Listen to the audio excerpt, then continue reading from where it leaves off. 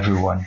My name is Marcelo Menossi. I am from the Institute of Biology, State University of Campinas, and I'm going to talk to you about the biotechnology approach to increase sugarcane biomass utilization.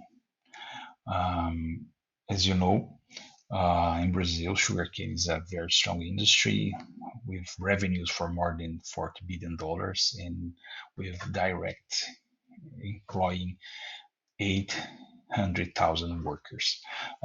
This is the regions where sugarcane is cultivated in Brazil. This is a plant that with 3 to 6 meter height at the maturity, and usually sugarcane is harvested in 12 months. Right. So the interesting thing about sugarcane is, of course, is the amount of sugar that is produced. As you can see here in this picture, the amount of sugar, there's a gradient with the lower internodes. They are the older ones and they have higher levels of sucrose. So from one side, there's interest in increase the amount of sugar that can be extracted from sugarcane, can be produced from sugarcane. It represents about 1/3 of the total energy that the plant has.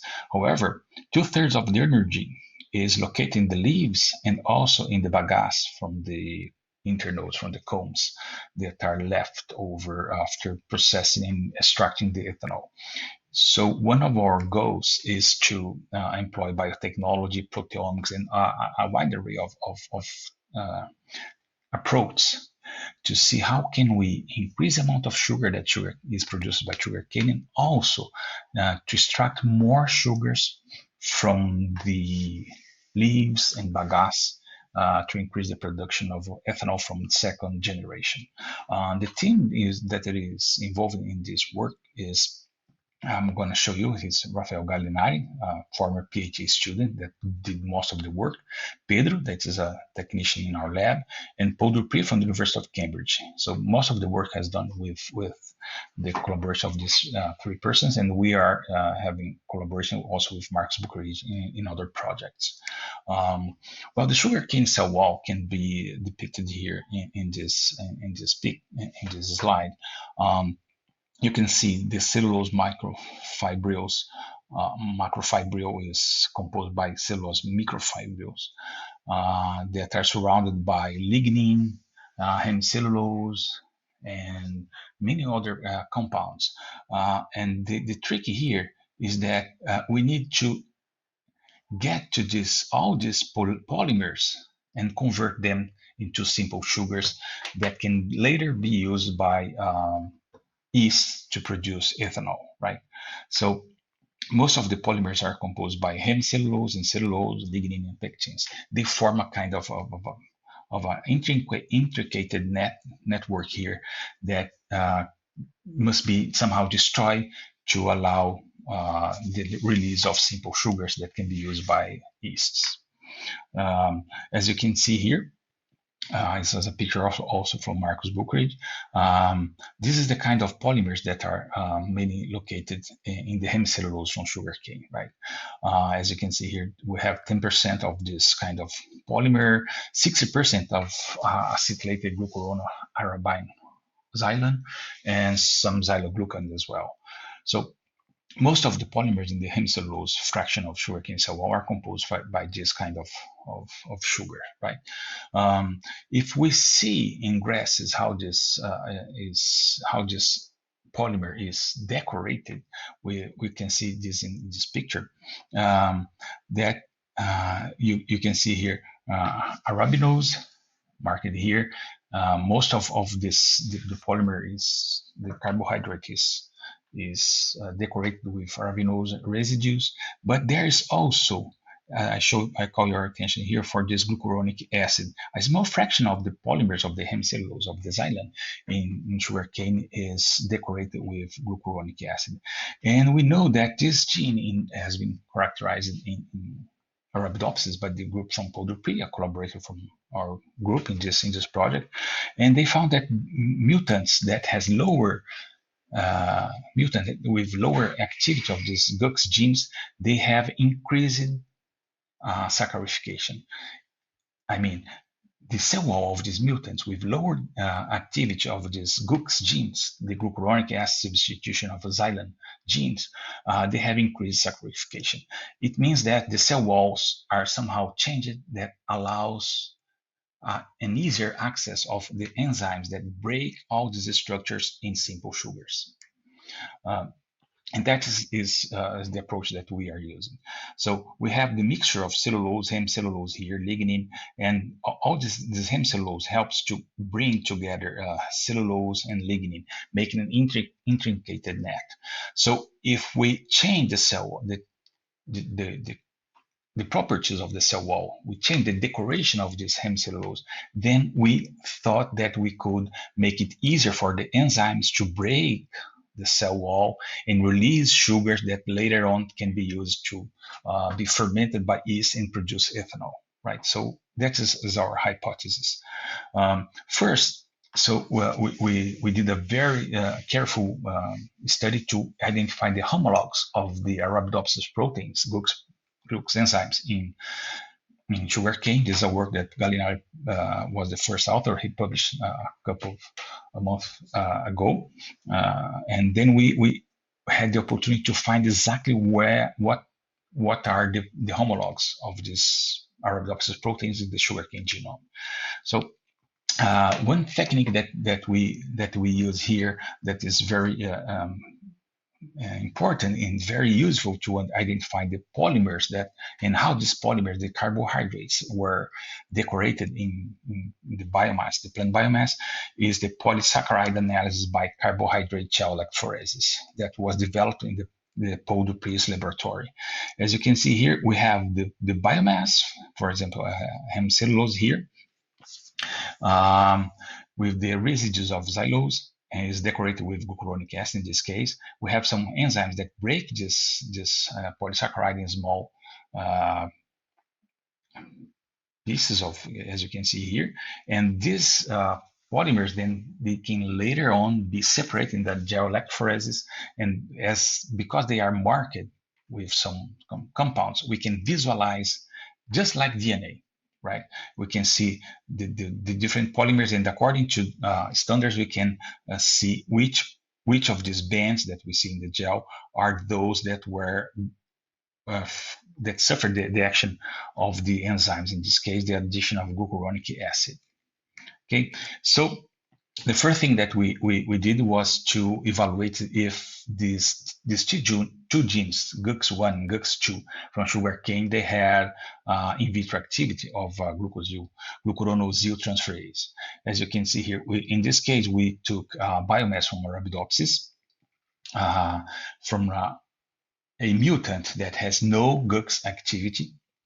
And as you can see here, and we incubated this biomass with a protein sample that we extracted from tobacco plants, where we expressed it transiently either the GUX1 or the GUX2 from sugarcane. So we had a transient assay in tobacco plants producing these proteins from sugarcane, and we mixed that protein extract from tobacco with the Arabidopsis biomass. As you can see here, without the protein from sugarcane, there is no band at the position that we know that is xylane that has been decorated with glucuronic acid. As you can see here, when we add the protein from sugarcane, we see this decoration. It means that both GUX1 and GUX2, they are able to add glucuronic acid onto xylane. So we also look at, in this case, we transform Arabidopsis plant, the mutant GUX1, GUX2, overexpressing the gene from sugarcane and GUX1 and GUX2. As you can see here, this is the profile of the wild type Arabidopsis plants. You will see here the decoration of glucuronic acid, but when we have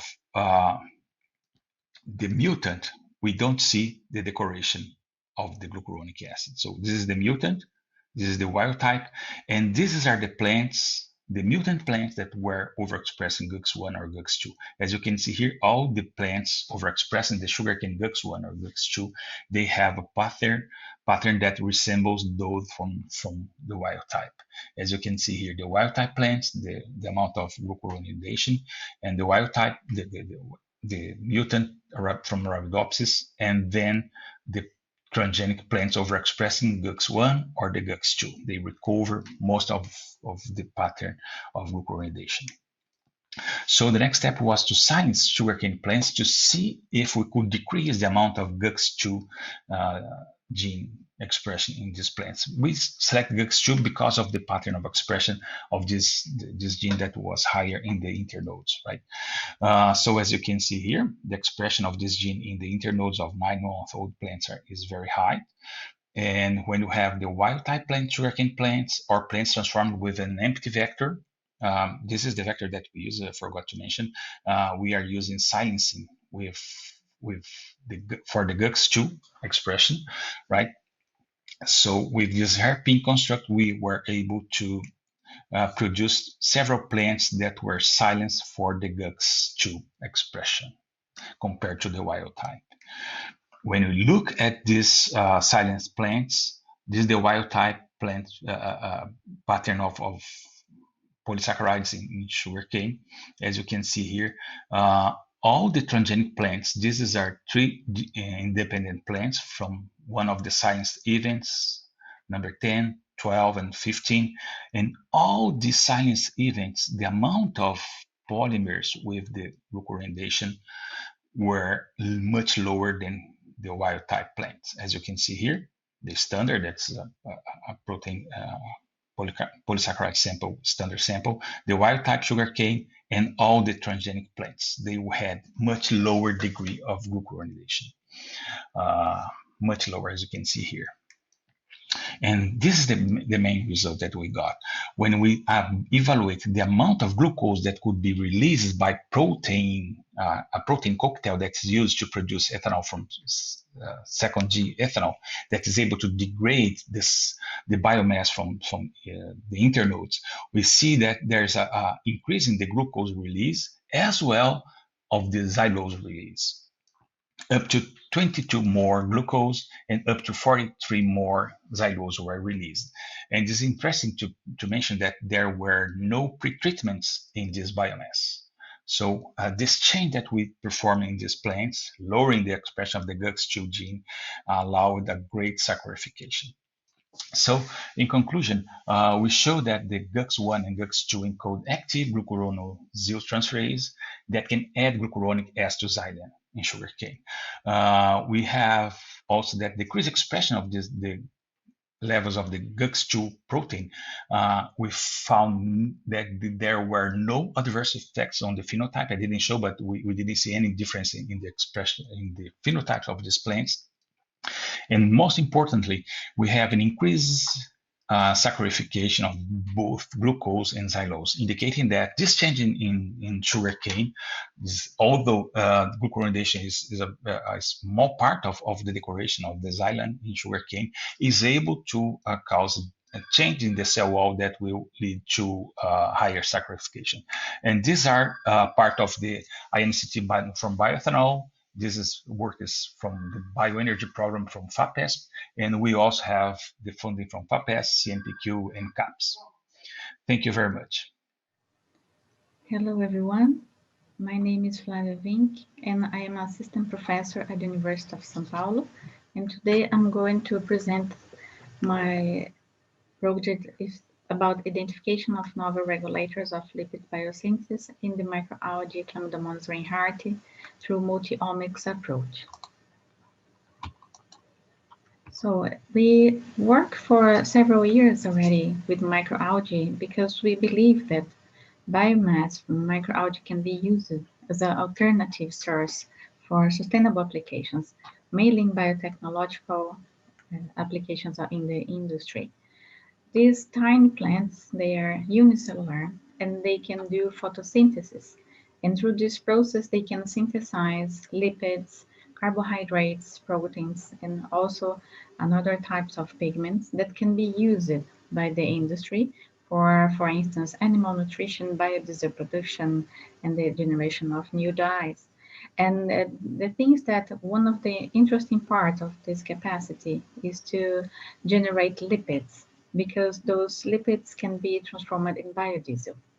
At the same time, these microalgae organisms, they can contribute to environmental bioremediation through the capture of CO2 and also capturing toxins and other compounds from water.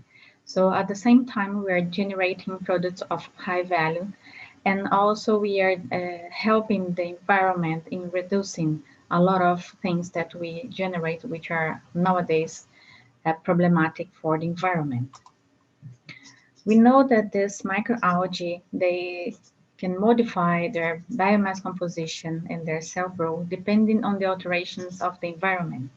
So depending on the composition of nutrients that they find in the environment, the light, the intensity of light, the quality of light, the temperature, the amount of carbon dioxide, and also another factors can really contribute to modulate the composition of the biomass of this microalgae. So this for us is important to understand, because in several different conditions, this microalgae, not all species, but some of them, they can generate or overproduce triacylglycerols under stress conditions. So here in the graph in the left, you can see the behavior of those cells in nitrogen starvation. So the line in blue here indicates the amount of triacylglycerols accumulated during 5 to 7 days, for instance. And in the right graph, you can see the same cells under salt stress. They can also generate a lot of triacylglycerols. So under some types of stress conditions, the cells induce some responses that take them to another different phenotype, as you can see here in the image below. This is fluorescent microscopy, where you can see inside the cells what we call lipid bodies. These are these very yellow bodies that you can see inside the cells here. They are full of lipids, not only triacylglycerols, but many other lipids. So the cells rearrange their metabolism towards generating more lipids. But one very big problem with that is that usually the overproduction of triacylglycerols is associated to cell growth arrest. It means that the cells, if they can generate high content of lipids, they also start to die. And this is not optimal for bioprocess and for biotechnological applications, because usually we want to use the same cells and keep them growing and just remove the excess of this biomass for extraction of high value compounds. So what we want to understand is how the cells are doing this process, regulating the metabolism to generate lipids, but also we want to understand how they interfere with the cell growth, and also to develop strategies, genetic engineering new strains that can overcome this problem. To do that, first, we think that we have to understand how these things happen in the cells, and also we want to integrate information about what are the metabolic changes that happens in the cells. The scientific approach that we use is to use it omics analysis. And what is that? We try to identify as many as possible proteins, transcripts, metabolites, and genomic elements of the cells to interpret and to try to identify the variations of the abundance of these compounds and variation in the localization of regulatory elements at the genome level, to understand what is really acting in this microalgae, to define or to really specify the response of the cells to these stressors. To do that, we usually do a time resolve experiment, and this is one example of this. So my student Lais, she performed a time course experiment where we compared cells supplemented with nitrogen and cells depleted with nitrogen, and we collected samples from several time points in phototrophic conditions. in continuous light. And with these samples, we analyzed the physiology of the cell. So we can see here in the graph in the left, in the yellow line that you can see in the yellow curve, you can see lipid fluorescence. So after 24 hours, we have a very significant increase in lipids accumulation in the cells, and which is very different with what they see in cells supplemented with nitrogen that you can see here in the right graph in the same yellow curve. So with that, we know that there are some changes that might occur between 0 and 24 hours that are probably related to the regulation of this process and how the cells are dealing with that. Here, as you can see, we have also a fluorescence microscopy of these tiny lipid bodies, and we can represent this here in the image. In the left group of image, you can see nitrogen supplemented cells. You almost don't see those lipid bodies, which are indicated with this very strong right bodies that you can see in the right image in cells under nitrogen deprivation. So we can see that after 8 hours, the cells are really started to accumulate some lipid bodies. And after 24 and 48 hours, it's very dramatic change in the content of lipids in the cells. So to understand that and go further in the interpretation of this phenomena, we used metabolomics and we identified several primary metabolites that were contributing to that in nitrogen starvation in the control situation. And we identified several amino acids that were changing their abundancy during this transition. This work was done by Lais and Giovanna, another student of my group. And we identify clusters of primary metabolites that can be involved with that in collaboration with another colleague of mine, Camila Caldana, who is a researcher at the Max Planck Institute of Plant Physiology in Golm. And we identified the pathways that could be, the metabolic pathways that could be involved in this type of process. So here's the representation of metabolites that were more abundant, which are indicated in red, and the ones indicated in blue are the ones which were less abundant in nitrogen starvation. So we can track which are the routes that the cells are using in response to this stressor. So also we identified the lipids composition of the cells through a lipidomics analysis, identified the classes of lipids that were either increased or decreased during the transitions that we performed experimentally, and also we detected that some lipids were being transferred from membranes, for instance, for synthesis. And this is very important to know that not only triacylglycerols are changing their profile, but also many other types of lipids are changing. Further on, we identified the we performed the proteomics analysis of these samples, and we identified groups of proteins which were differentially expressed. And we used mass spectrometry to analyze these complex samples, identify more or less 1,000 proteins differentially expressed between cells under nitrogen deprivation and cells under supplemented nitrogen. Further on, we identified the proteins that were contained in the nucleus of the cells, trying to identify transcription factor proteins and transitional regulators. So in the left image here, you can see these blue dots in the image D, which are the isolated nuclei. So all the blue dots here were stained with DAPI, and we can see that we have a clean extract of nuclei, but even in this way, we still have some proteins which are from extranuclear compartment. Anyway, we identify several transcription factors, and some of them were differentially expressed. And as we can see here, there is also a change in abundancy of the protein. So as more red we have here in this heat map graph, more of these proteins we found in these time courses here. And we saw that many of these proteins were enriched in the nuclear fraction that we identified under nitrogen deprivation. Those proteins are probably regulators related to this response, but we are still investigating their functional role.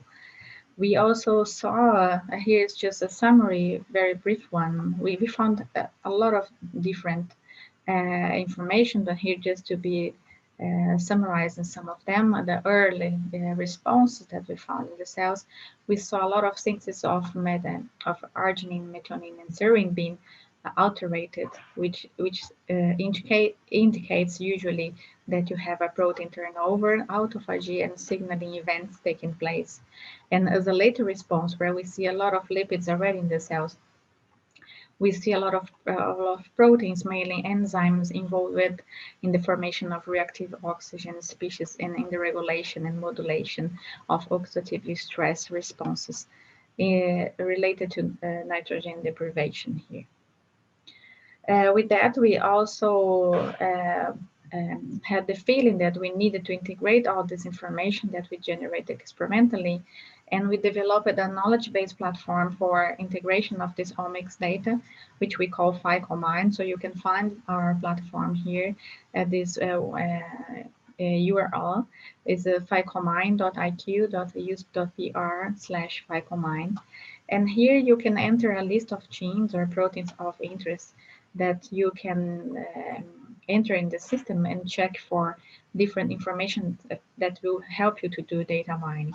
So in this platform, we have the genomics information for 2 microalgae species, Chlorella vulgaris and Chlamydomonas reinhardtii. We reanalyzed 200 data sets of transcriptome data, and we used the same pipeline for this analysis to be able to compare this information with other omics data that we are including in this platform. We also included one proteomics data set, which is not published yet, but can be consulted there. And we are developing now one possibility to include the metabolomic data. And also we are implementing some tools that are used to integrate this kind of information. So this work was done in collaboration with Professor Diego and also with the engineer Rodrigo, which were essential to the development of this platform. With that, you can see in this platform several different data sets from different authors that published this data before, and you can compare this type of information for the list of genes and proteins that you find interesting in your own research. So this is a public platform that can be used freely. Yeah, with that, I would like to thank my colleagues, my collaborators, and my research team, especially Liza Albuquerque, Delaran, Giovanna, Rodrigo, Cassia, and Professor Diego for doing this great job and helping me with a lot of different aspects of this project.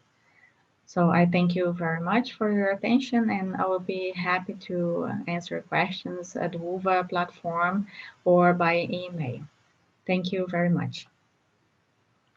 Hi, I am Marcus Buckeridge. I'm a professor at the University of São Paulo and the coordinator of the National Institute of Science and Technology of Bioethanol.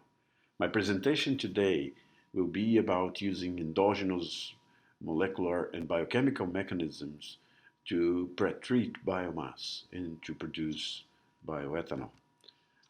Bioethanol in Brazil is produced mainly from sugarcane, which is crushed in the field, and the sugars that are inside the cells are extracted. Part of it will go to the market, and another part will serve to produce one first generation bioethanol.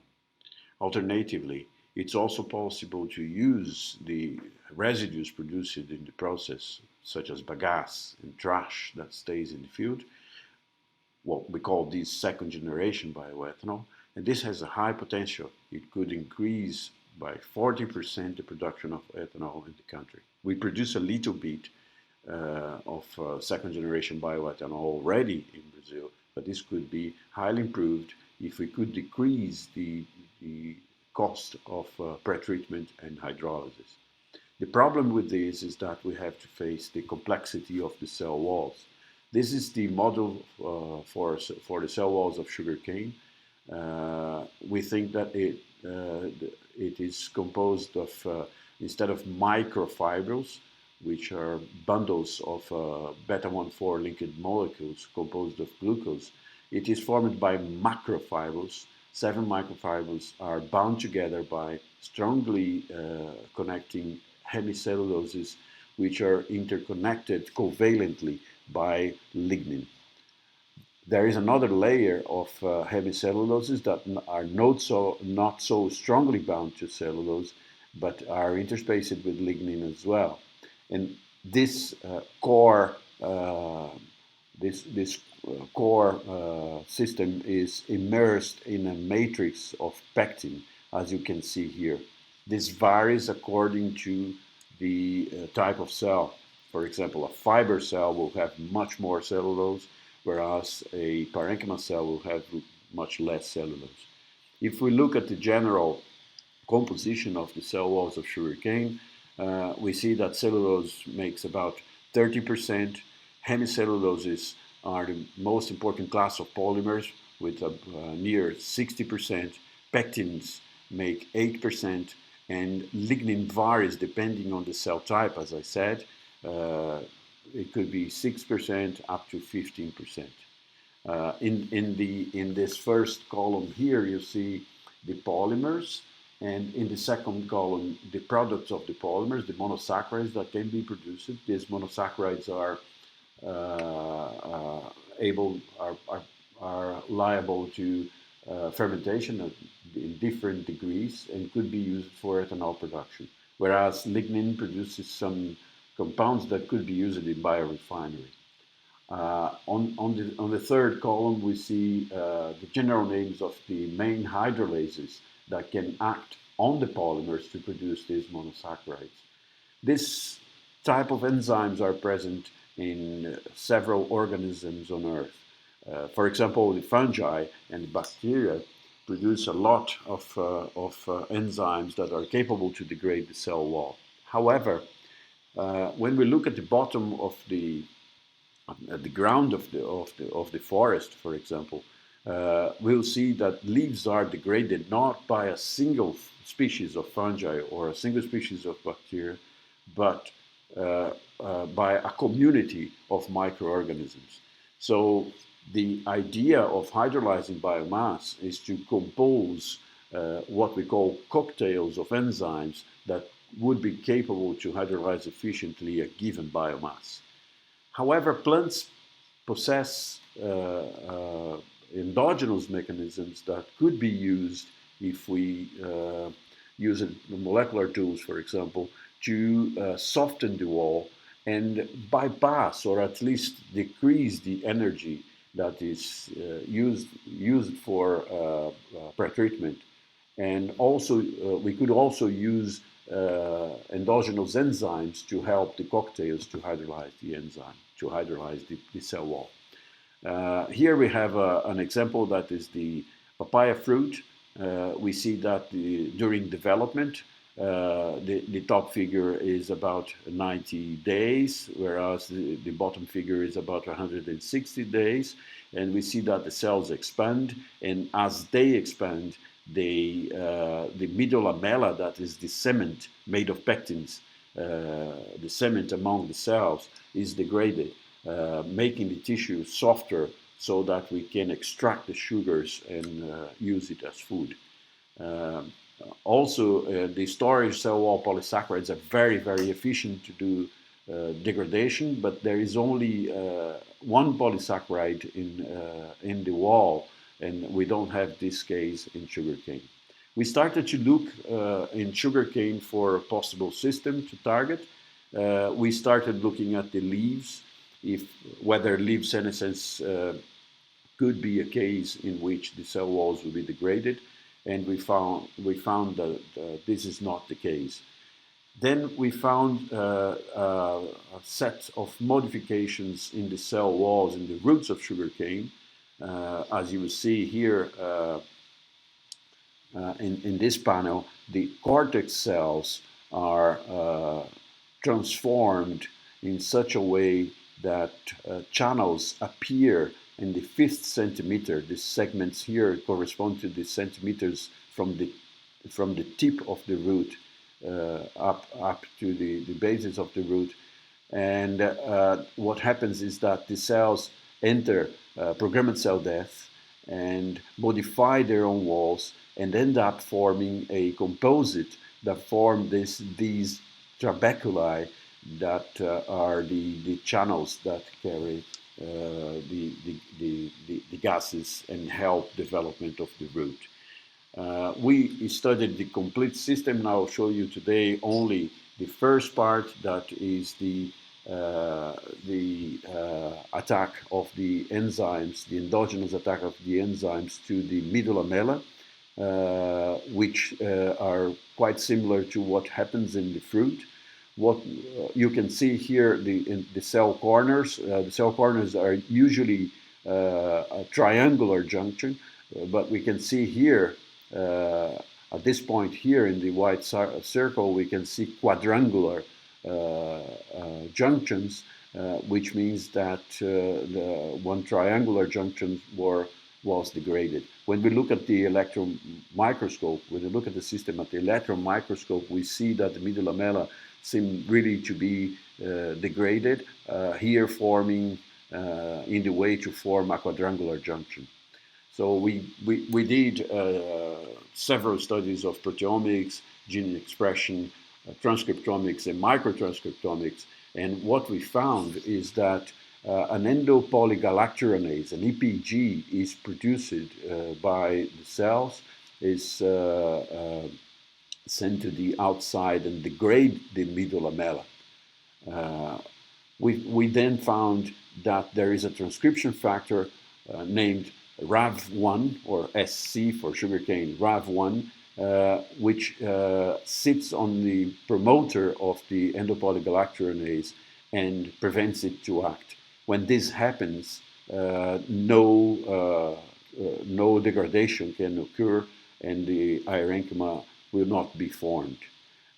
When we look at the microtranscriptomics, we found a microRNA named MIR156 that is complementary to RAV1. When it's expressed, it will avoid RAV1 to act. And when this happens, endopolygalacturonase will act and will form the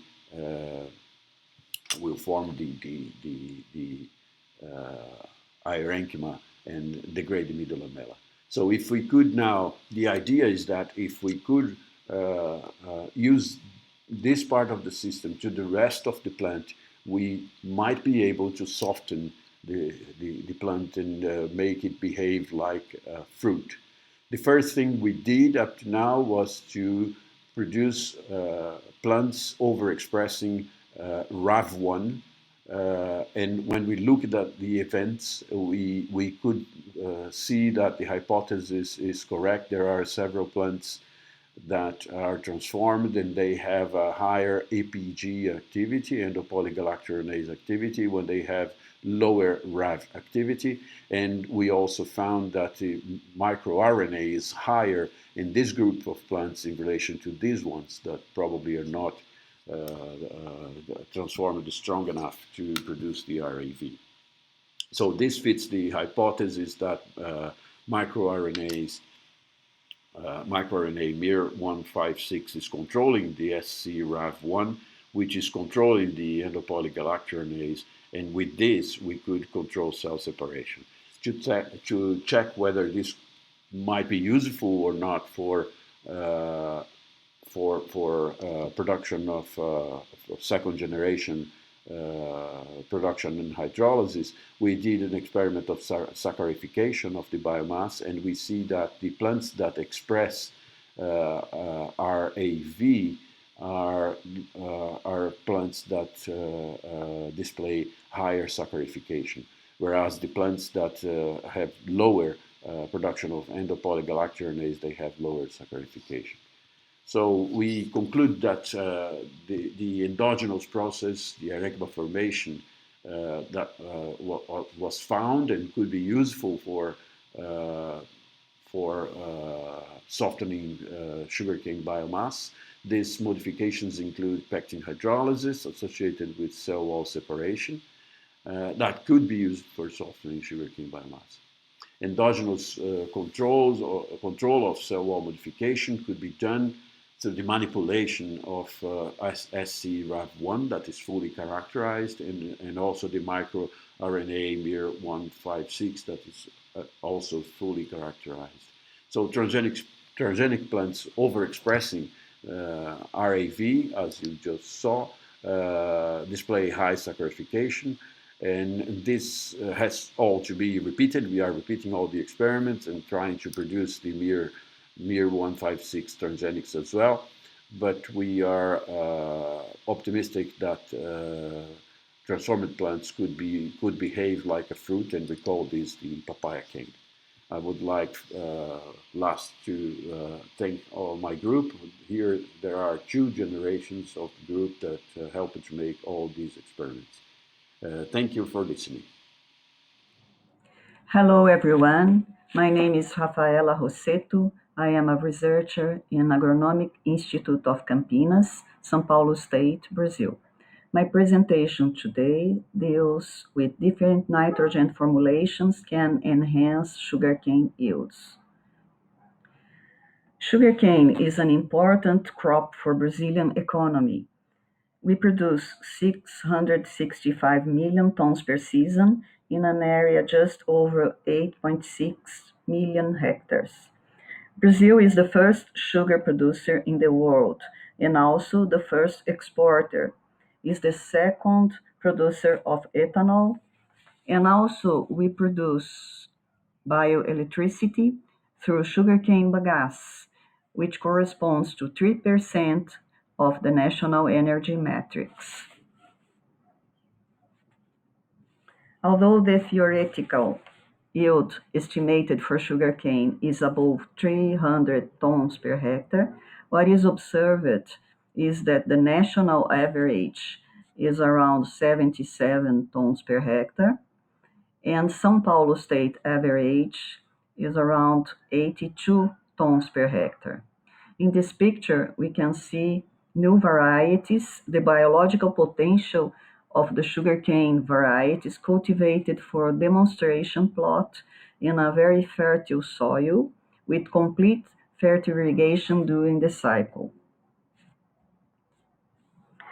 In São Paulo state, 100% of sugarcane is harvested without burning. With this, a layer of straw remains on the soil, a layer around 8 to 20 tons of dry matter. This layer favors the growth of roots and helps in soil conservation. Also maintain water in the soil and has a great potential for increasing soil carbon, and also recycle potassium, calcium, magnesium, phosphorus, and small amounts of nitrogen and sulfur. Nitrogen is one of the essential nutrients most absorbed by sugarcane, second only to potassium. Although it constitutes only 1% of the dry vegetable matter, it has a fundamental role in the development of the plant since it is a constituent of proteins, nucleic acids, and participating directly and indirectly in almost all biochemical and enzymatic processes.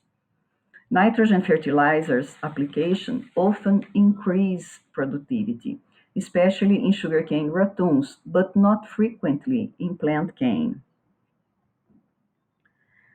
In plant cane, we have the soil prepare with aeration during the summer in Brazil, which means climate hot and rainy. Soil prepare and also the climate conditions activate microbial communities, and organic matter mineralization is high. For these reasons, the response of sugarcane to nitrogen fertilizer in the plant cane is low. On the other hand, ratoons sprouting and the growth occurs during the cold and dry winter in Brazil. These conditions are not favorable to mineralization of organic matter. In this case, the response of cane to nitrogen fertilizers are always high.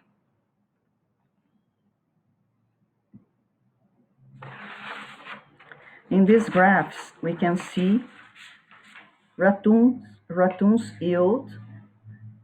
We can see that the ratoons yield is increasing according to the increase of nitrogen doses. In the graph on the left, shows the average of 20 experiments carried out during the years 2000 and 2006 by Cantarella et al., and shows that the highest yield was obtained with nitrogen doses around 120 to 150 kilos of nitrogen per hectare. In the graph on the right, with modern varieties, we can see yield increases with maximum doses above 150 tons per hectare. In this slide, we can see data from Franco et al. 2011, and in plant cane, around 75% to 90%, the black bars, are nitrogen absorbed by the cane that comes from the soil. And in ratoons, we can see the green bars. That means the nitrogen uptake from fertilizer greater than in plant cane. So in ratoons, nitrogen from the response of sugarcane to nitrogen fertilizer is higher than in plant cane. Here we can see the nitrogen cycle in the soil, and we have main inputs through nitrogen fertilizers and wastes, organic matter that cycle nutrients in the soil. And we have also contribution by rain and nitrogen biological fixation. And we have some losses in the system, mainly due to erosion when soil conservation was not well dimensioned, and also losses by nitrate leaching, which are not very significant in tropical climates, and losses due to emissions by gases like nitrogen, ammonia, and nitrous oxide. So reducing nitrous oxide is a greenhouse gas, and reducing emissions of these greenhouse gases is an important goal for agriculture and for sugarcane in Brazil, because we have the RenovaBio policy, which foresees economic gains with the commercialization of CBIOs. CBIO is a type of carbon credits. Factors that increase the emissions of N2O are the excess of nitrogen fertilizers without absorption by the plant, rains that increased microbiological activity, mainly in anaerobiosis in the soil, and organic residues uses that increase microbial activity. So, what are the alternatives for reducing N2O emissions in sugarcane without reducing yield or even increasing yield? So we are studying varieties more efficient in nitrogen uptake, new fertilizers more efficient with low losses, and also precision agriculture to study the best management of these fertilizers, microorganisms, nitrogen fixing or growth promoters, also new products to improve roots and growth. One strategy is to study the protection of the urea to enhance efficiency. Urea is the most common nitrogen fertilizer, In contact with moisture and the enzyme urease, it reacts and forms ammonia gas that is lost to the atmosphere, decreasing the efficiency of this fertilizer. So here you can see the ammonia, the gas ammonia that can be lost to the atmosphere. Literature presents variation from 5 to 80% of ammonia loss from urea applied to the soil. So one strategy is to protect the urea by the NBPT molecule that compete with the site of the enzyme, and in the end reduce the losses from ammonia gas. And also we can coat the urea with polymer or coat by a powder of micronutrients. And so there are several solutions to protect urea from losses. Here we can see uh, experiments with urea protected by NBPT and micronutrients powder cover. So regular urea showed 12% of nitrogen losses due to ammonia volatilization, while urea protected with NBPT 7.13%, and urea covered with micronutrient powder 6.5% of the nitrogen applied. Here, in this experiment, 22% of the applied nitrogen was lost when regular urea was used as a fertilizer.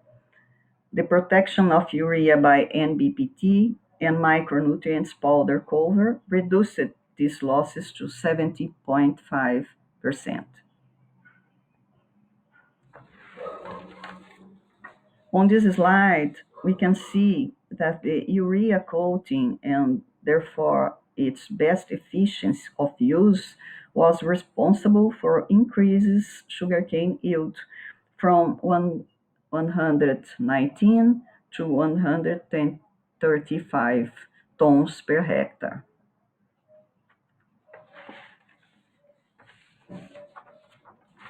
One alternative to reduce ammonia losses through volatilization and greenhouse gases emissions is to incorporate the urea into the soil. However, in sugarcane, due to the amount of straw, cultivation becomes a difficult and low-yield operation, and application on the straw layer is a common practice. So this slide shows the paper of Borges et al. 2019, and we can see difference in yield and in greenhouse gases emissions when we place the fertilizer on the residue on the straw layer, under the straw layer but on the soil surface, and incorporated in the soil. Productivity biomass increased when fertilizer was incorporated, and N2O emissions were lower when fertilizer was incorporated. Comparing the fertilizer placement on the straw layer and below the straw layer, emissions were higher when fertilizer was placed on the straw layer. Here, it's very common in Brazil to use vinasse as a organic fertilizer in sugarcane. So vinasse is a residue from the ethanol production. It's very rich in potassium, but not too much in nitrogen. And so it's important to complete the nitrogen doses with a mineral fertilizer. In this thesis work done by Lourenço Greenhouse gases emissions were studied when the nitrogen fertilizer was applied 30 days before the vinasse application, together with the vinasse, and 30 days after the vinasse application. The fertilization of sugarcane in the central southern region of Brazil occurs soon after the previous ratoon crops, between April to November. Here, so we can see the emissions when we apply the vinasse together, the nitrogen together with the vinasse, greenhouse gases emissions are high. When we apply 30 days before or 30 days postponed to the vinasse application, emissions are lower. So it's very important to take into account the management of this residues application. Here, in this experiment carried out by the Gaspari et al. In 2020, we studied the impact of two sources of nitrogen in sugarcane yield and losses of greenhouse gases and also ammonia. Greenhouse gases were measured in 3 cycles of sugarcane: the plant cane, the first, and the second ratoon. The Gaspari also studied 3 doses of nitrogen in the plant cane. There was 30, 60, and 90 kilos of nitrogen per hectare, and 60, 120, and 180 kilos of nitrogen per hectare in the ratoons. In the graph letter C, we can see the third ratoon, and we can see the difference between N2O emission when urea was used, losses close to 1,400 milligrams per square meter, and the losses from when used calcium ammonium nitrate, which were much lower, close to 200 milligrams per square meter. So here is the urea, the losses of greenhouse gases emissions by urea application, and here, and here, and here, the CAM is the calcium ammonium nitrate application. So, conclusions of this presentation are: Brazilian agriculture has an enormous potential to produce food, fiber, and energy and contribute to reduce greenhouse gases emissions. Urea is the most common nitrogen fertilizer used.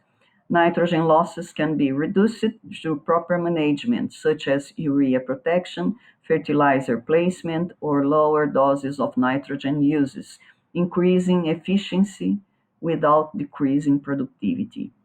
Nitrogen fertilizer can be applied before or after the use of residues, as vinasse, without significant greenhouse gases emissions, and the use of residues can mean reduced doses of nitrogen. Fertilization with nitrogen increases sugarcane productivity as expected, and there are ways of management that can make the use of these fertilizers more efficient, reducing environmental impacts. Thank you very much.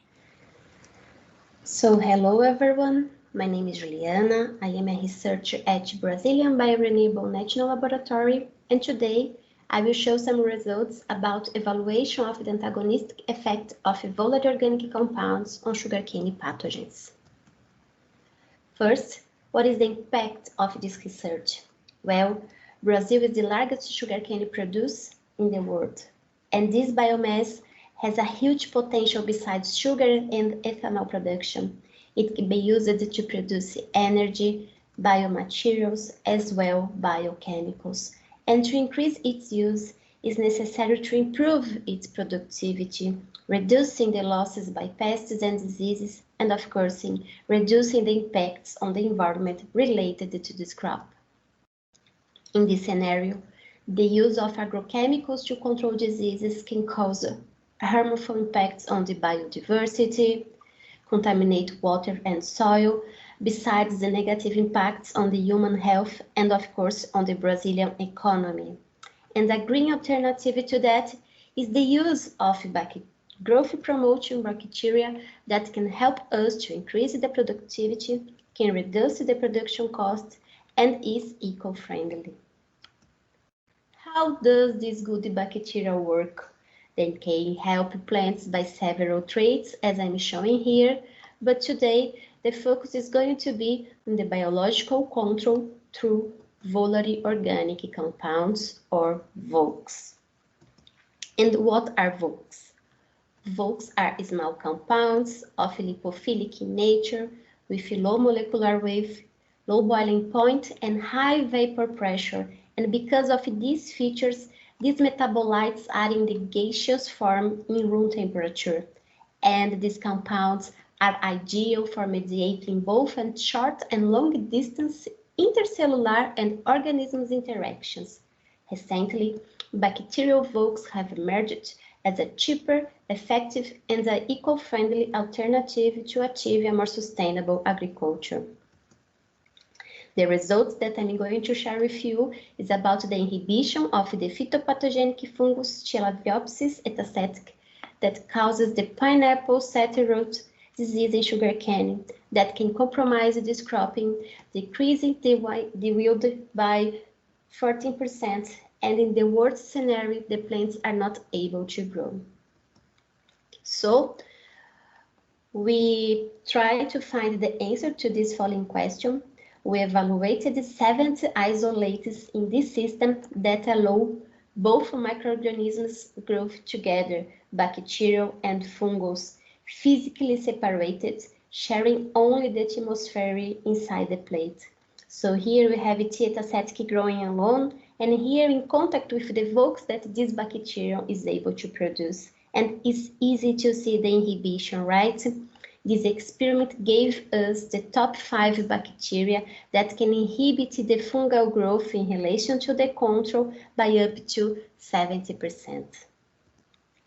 Here I'm showing our 3 best isolates, and as you can see, the higher the bacterial dose in comparison with the previous data, the higher the inhibition, reaching almost 100%.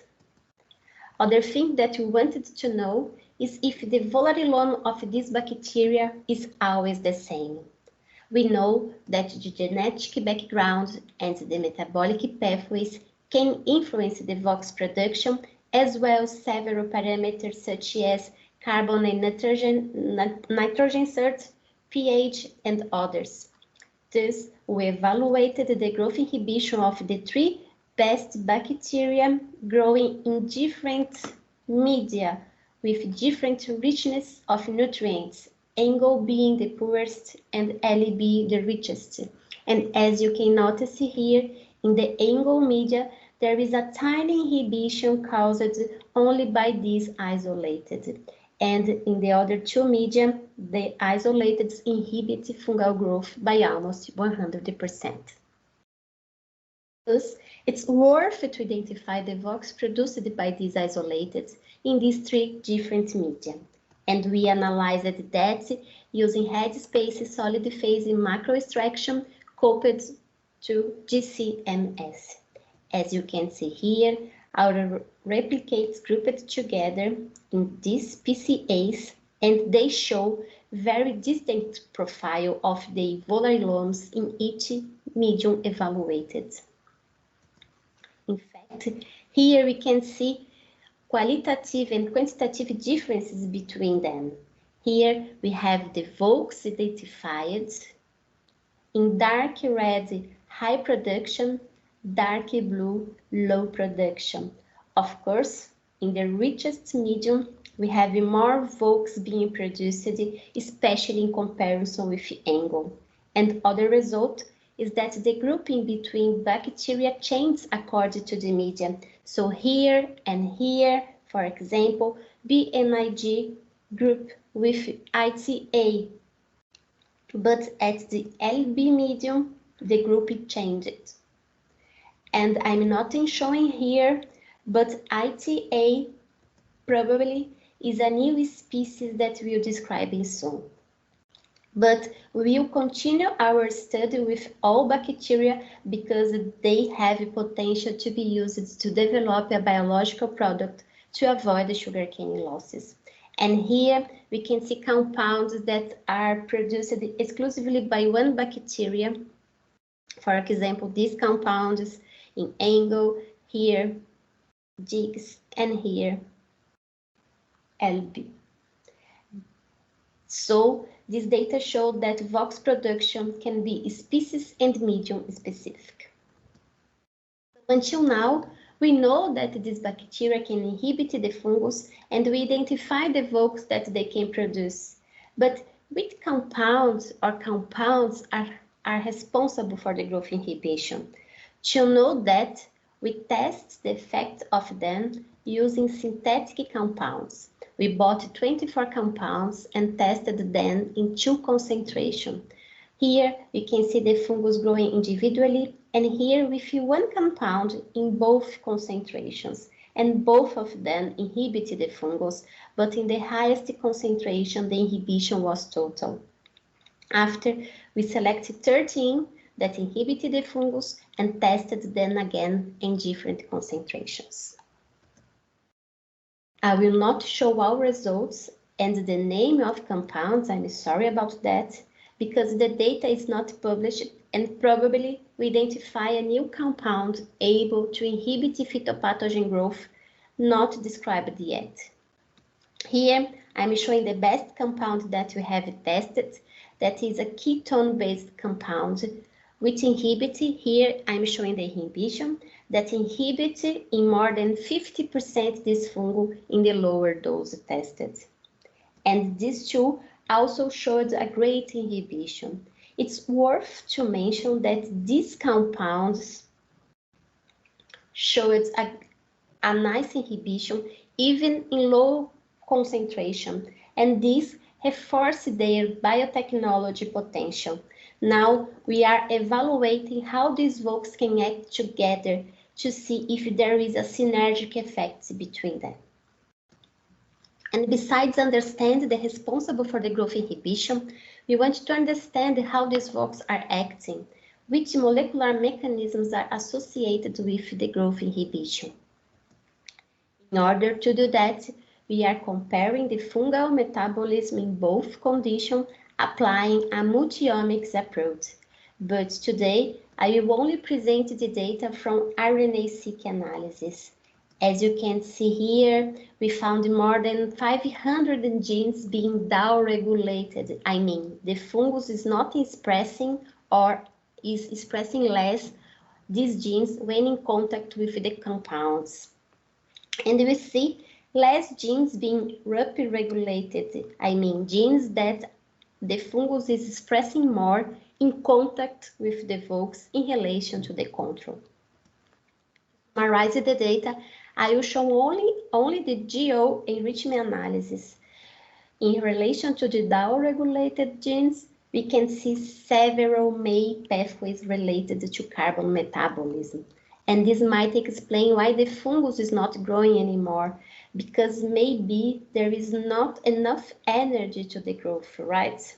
In the other side, when you take a look at the upregulated genes, we found an interesting result that is genes related to DNA repair.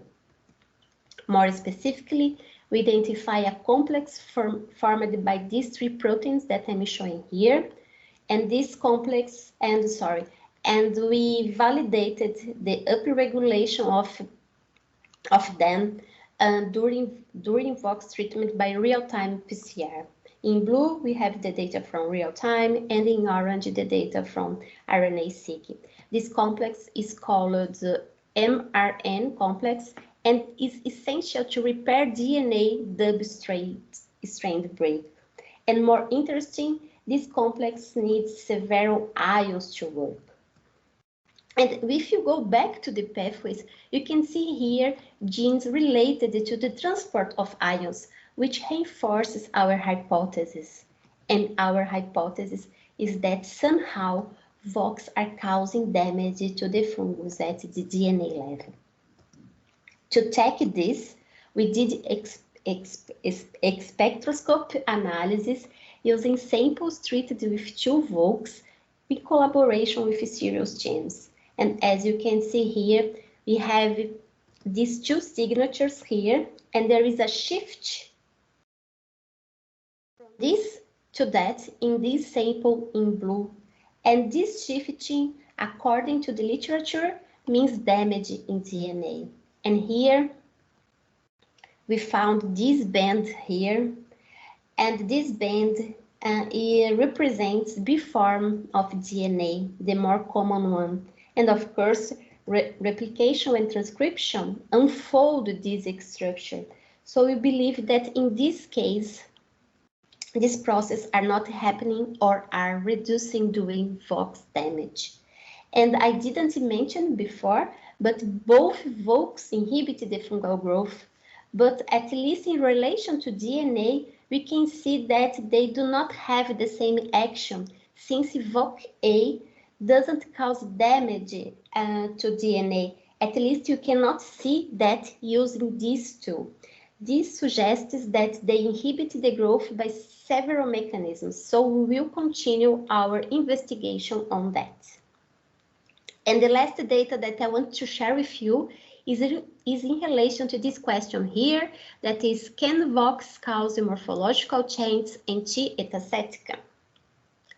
We did the transmission electron analysis in collaboration with Unicamp and LN Nano. Here we have the fungus growing without VOCs, and here with the VOC A and here B. Of course, here we use a low dose of them to allow the fungi growth. And in relation to the control images here, it seems that there is a lack of cellular content in samples treated with both VOCs, but we're still analyzing this image. So here I finalize my presentation. I would like to thank my group, especially Carla, that did most of the experiments that I'm showing here, LNBR team, our collaborators, and Bioen. I am grateful to the BBEST and Biofuture organizing committee for allowing me to show a little bit of the results that you got in 2 years of the Bioen project, and I will be happy to answer your question. Thank you. Hello everyone, my name is Gabriel Margarido. I am an assistant professor at the University of São Paulo, the Luiz de Queiroz campus. And today I want to talk a little bit about some of our work on gene expression profiling in sugarcane. Some background first. Of course, sucrose is the most important product of sugarcane, and for that reason, it has been extensively studied over many decades now. The key factors involved in the synthesis, transport, and degradation of sucrose are fairly well known, and their dynamics are under continuous investigation. As information accumulates, we understand more and more about the synthesis of sucrose in the leaves, its transport to the syn tissues, in particular the combs, where it can be used for the synthesis of cell wall compounds, or it can be stored for later use. It's a fairly simple metabolism that involves a somewhat small number of genes, which are mostly known, especially when we compare to the biosynthesis of cell wall. Plant cell walls, they involve a large number of complex polymers, especially cellulose, hemicelluloses, pectins, and lignin. So there are hundreds, if not thousands, of genes involved in the synthesis of all these compounds, their transport to the cell membrane, where they are later exported to the cell wall, and their polymerization, as well as genes involved in the regulation of this very complex biological process. The synthesis and degradation of cell wall is also very important for sucrose accumulation because there is a well-known negative correlation between fiber and sucrose content in sugarcane. So our goal with this study was to investigate some aspects of carbon partitioning that are often overlooked in sugarcane. So we had two main goals that I want to discuss today. The first was to investigate how the transcriptomes of leaves are associated with biomass content. And our aim here was to investigate a broader range of genotypes that are relevant for the breeding of energy cane. With respect to combs, instead of focusing on the maturing combs that are often studied in these functional genomics studies, we wanted to investigate gene expression profiles in very young, immature combs, those that are just below the meristem. So our interest is in finding genes that are very important early on in the development of these combs, and that may have a downstream effect on future sucrose content. We also wanted to explore some of the genetic variation in the genus. So we investigated not only elite hybrid genotypes, but also some of the wild species, such as Saccharum spontaneum and Saccharum robustum, as well as the cultivated Saccharum officinarum and some of these less used hybrids. All of this with the final goal of identifying targets for molecular breeding of sugarcane. So the first work was to investigate the leaves of some sugarcane genotypes. As you can see, we had two groups that we classified as high fiber or low fiber, or high biomass or low biomass. And because of this negative correlation, to the right, we have the genotypes that are high in sucrose. These are hybrids that have some kind of historical relevance to Brazilian breeding programs, or that are important as genomic resources in sugarcane, as well as some Saccharum officinarum genotypes. And the genotypes that are high in fiber and biomass, they involve representatives of Saccharum spontaneum, Saccharum robustum, and also hybrids that are direct descendants of Saccharum spontaneum. So this is a separation based on phenotype alone. And when we look at the gene expression profiles, we see a similar separation, but we see a striking variation among the high biomass genotypes, the high fiber ones. So this was to be expected because these are wild, mostly wild genotypes that have not been through any kind of artificial selection. So we did expect some more variation among them. Of course, there's also a lot of variation among the high sucrose genotypes, but it is comparatively lower than for the other group. So we did comparisons first between the two main groups. Because we are working with leaves and we sampled fully developed source leaves, we do see high expression of the sucrose synthesis genes. Not a lot of difference between the two groups, so some significant differences, but nothing too marked. We also do see some differences in the sucrose degradation genes, but these are fairly lowly expressed genes. More importantly, we see quite some difference in the expression of sucrose transporters or carbohydrate transporters. So sweet 16 and sucrose transporter 1 were both very highly expressed, and they were, although the difference is not too large, they were significantly differentially expressed between the two groups. And we also saw some other transporters with very strong differences in their expression levels. It does seem that there are key transporters that are associated either with high sucrose or high fiber content.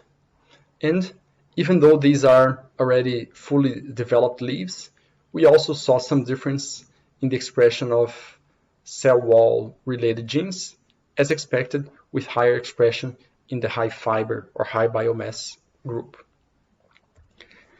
When we compare the list of differentially expressed genes between the two groups, within the low biomass and within the high biomass group, we see the consequences of that large variation.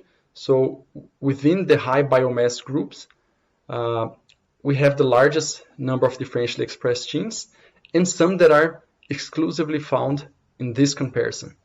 So this just shows how much untapped variation in gene expression we have available in the genus, and this can be leveraged for the improvement of energy gains.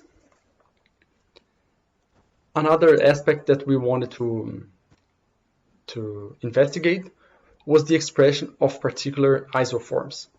So not only did we look at the overall gene expression levels, we also looked for particular isoforms. And in many cases, we found instances of genes where, even though the marginal gene expression level was similar between the two groups, we found some very strong differences in the expression of particular isoforms. So as an example for this gene, this particular isoform 4 was almost exclusively expressed in the high biomass group, while this isoform 9 was only expressed in the low biomass group. So we can find targets that are also associated with biomass or carbon partitioning, and that would have been missed had we used only the standard gene expression analysis approach. So these are also interesting candidates for further investigation as targets for breeding. And moving on to the combs, we adopted a somewhat different strategy in this case. We sampled a smaller number of genotypes, but we investigated the expression patterns over time. So in this case, we had 4 different groups that we characterized as having a very low Brix, low, high, or very high Brix as a proxy for sucrose content. And we sampled these young combs across 4 different time points that were chosen to represent the dry season in the state of São Paulo, when most of the sucrose is accumulated. So as you can see, most of the difference was associated with the genotypes, not with time. So the very low Brix genotype, which is a representative of Saccharomyces spontaneum, was, as expected, markedly different from the other genotypes, which are all hybrids. And we did see some differentiation. This diamond here represents time 4. This is the last sampling time point, just at the end of the dry and cold season in Brazil. So we did see somewhat larger differences in the expression profiles at this time point. Because of this very strong differentiation between the very low Brix genotype and the other ones, the lists of differentially expressed genes are mostly overlapping. Most of the genes were found in common in all 3 comparisons involving this group. And because it is a Saccharomyces spontaneum representative, we did see enrichment of defense response genes. This is known to be a robust genotype that is very resistant to a number of stresses. The most significantly enriched group was that of signal transduction genes. So again, that is to be expected because these are very young combs with very dynamic metabolism. And we did see also a large number of genes that are involved in DNA integration and the metabolism of transposable elements. When we took a closer look at some particular genes, again, the transporters stood out. So sucrose transporter 1, that's the same we had seen as differentially expressed in the leaves. when we looked at the first time point, we can see a much higher expression level at the low BRICS genotype, and that extends to some of the other time points. Sweet 15 and sweet 16, similarly, we saw lower expression in the high BRICS genotypes. And just looking at the patterns of gene expression, it's clear that we saw a lot of genotype by time interaction. This is in contrast to hormone related genes. So when we compared the expression patterns of these genotypes over time, we saw that for some of these hormone responsive genes, such as auxin response factors and ethylene related genes, the expression differences were consistent over time. And finally, we carried out some analysis on gene co-expression networks to identify not only the differentially expressed genes, but those that are key hubs in regulating the metabolism of these cones. So as an example, we show here the comparison between the third and the first time point. We see quite a few genes that are associated with cell wall synthesis and degradation, some transcription factors, and some stress-related genes. This is a very different network to the one we observe when we compare the fourth time point, which was the most different one. So we again see some transcription factors, but more importantly, we see a sweet transporter as one of the key regulators of the metabolism in these subapical cones. So again, highlighting the importance of these transporters as candidates for molecular breeding of sugarcane. This is what I wanted to show you today, and I want to finalize by thanking our collaborators at the University of São Carlos, University of Campinas, and University of São Paulo, and also our collaborators abroad at the University of Queensland in Australia and the University of Toronto in Canada. And lastly, I want to thank the Bioen BBEST program that funded all of this research. So thank you very much for your attention.